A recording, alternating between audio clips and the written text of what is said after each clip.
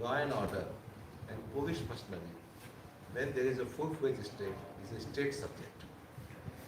जैसा भाई ने मुझसे पूछा था कि आपका अगला कदम क्या होगा, हम याचिका भी दाखिल करेंगे और जब विधानसभा का क्षेत्र होगा, हमारे जो दो एमएलए हैं उनके जरिए लेजिस्लेटिव असेंबली क्वेश्चन उठाएंगे।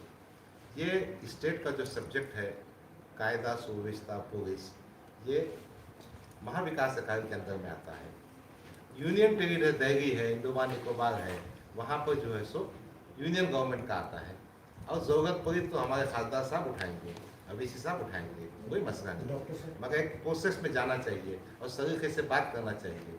जिसका काम जिसके पास होता है उससे बात करना चाहिए, ना हो तो फिर आगे कार्रवाई करना चाहिए। डॉक्टर साहब, इस केस में एक मुंगरा का केस छोड़ जो पार्टी का आपका ऑफिशियल बन रहा है, ये दोनों जो है जलगांव और झारखंड है, ये आपके पॉलिटिकल के नहीं है। तो मुझे सिर्फ ये जानना है कि बुढ़ाने का जो मामला है यवतमाल का जो बच्चा है किस आरोप में उठाया गया था? देखो, उन पर कोई गुनाह दाखिल नहीं हुआ। धिंगाना में स्वाद वही रास्ते पे जाने वाले को तकलीफ दे रहे थे, कुछ तो तकलीफ चीख पुकार कर रहे थे, नाच के गा रहे थे, जो कुछ भी कर रहे थे। अच्छा, तो उसके बाद उठा के लाके पीटे, उन पे कोई गुनाह दाखिल नहीं हुआ। साधारणतः इसीलिए उसका रिकॉर्ड किसी भी समाज के किसी भी गरीब आदमी पर जुल्म होता है, मैंने पहले भी कहा, आप भी कर रहा हूँ, आप हमको बताइए। जो तो मैं आपको अलग नहीं समझता हूँ। मैंने पहले कह दिया, पत्रकारिता में जो लोग अपना पेट पानी मार कर ये जो प्रोफेशन अडॉप्ट किए ना, ये बड़ा सेक्रीफाइस का प्रोफेशन है। थोड़ा शानपना है, मगर फाइनेंशियल और इकोनॉमिक जो तकलीफें तुमको होती, बहुत कम पत्रकार है जो बेचारे जलगांव के मैटर में थोड़ा बोलने लीजिए, सबका चांस नहीं मिलता ऐसा। इसलिए ये प्रोफेशन में जो काम आप कर रहे हैं वही हम कर रहे हैं और अपन करेंगे इंशाल्लाह। जलगांव की घटना में थोड़ा वकील साहब को नहीं, केस नंबर 1 में जो आपने बताया, केस नंबर क्या? केस नंबर 1, मुमरा का उसमें आपने बताया कि जितेंद्र अवार्ड का उसके दबाव में ये सब हुआ। हाँ। तो इसका को रिलेवेंस क्या है दोनों की? सुनिए अब आगे क्या है उसका विरोधक है, क्या है? मैं जब खुल के बात करता हूँ जी। जितेंद्र अवार्ड साहब मुमरा से विधानसभा चुनकर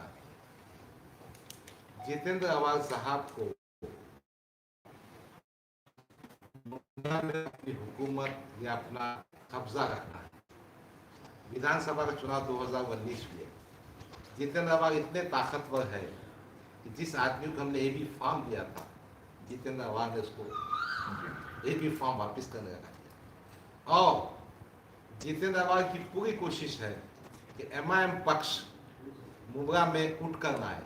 ये सैफ पठान बच्चे को बनाने की वजह ये थी कि ये पहले युवक का अध्यक्ष था, ताकतवर था, हर बात में अपना भूमिका रखता था, समाज का काम करता था। तो ये हो गया जितेंद्र अवार्ड साहब का बैकग्राउंड। उसके बाद जब इसको तरीपा की नोटिस दी गई तो वो जो एसीपी और डीसीपी थे उन्हें बिठा के बोला, बेटा किससे टक्कर रहेगा तू जाके उसको सरेंडर हो जा, तेरी नोटिस वापस हो जाएंगी, तेरा किस्सा खत्म हो जाएगा। उस पर जो 2 क्रिमिनल केसेस दाखिल हुए हैं वो भी केसेस आप देख लीजिए कैसा दाखिल हुए। यानी जितेंद्र अवार्ड साहब चाह रहे थे कि सैफ पठान जो एमआईएम की लीडरशिप कर रहा, एमआईएम का जो फेस है उसको कैसा क्रश किया जाए या कैसा दबाया जाए। और इसके वास्ते जब मुझे सैफ पठान ने कहा था उस वक्त, मैंने कहा तो अगर सच्ची बात है तो लिखित रूप से तकरार दे दे और उसमें ये भी रख कि जितेंद्र अवार्ड के फ़ोन कॉल्स, एसीपी के फ़ोन कॉल्स, डीसीपी के फ़ोन कॉल, सीसीटीवी फुटेज, ये सब का मायना किया जाए ना। देखो, अगर सैफ पठान झूठ कह रहा है, एसीपी डीसीपी को बदनाम कर रहा है, तो चौकसी तो होना चाहिए ना। तो हमारा कहना यह है कि जिस पार्श्वभूमि में हमारे सैफ पठान ने तकरार दी है, लिखित रूप से दी है, उसकी चौकसी तो होना चाहिए। तो कोई मंत्री भी होगा और समता, बांधवता, देशभक्ति की बातें भी करता होगा, उन्हें कानून से ऊंचा नहीं हो सकता। उन्होंने कितने अपराध दर्ज है?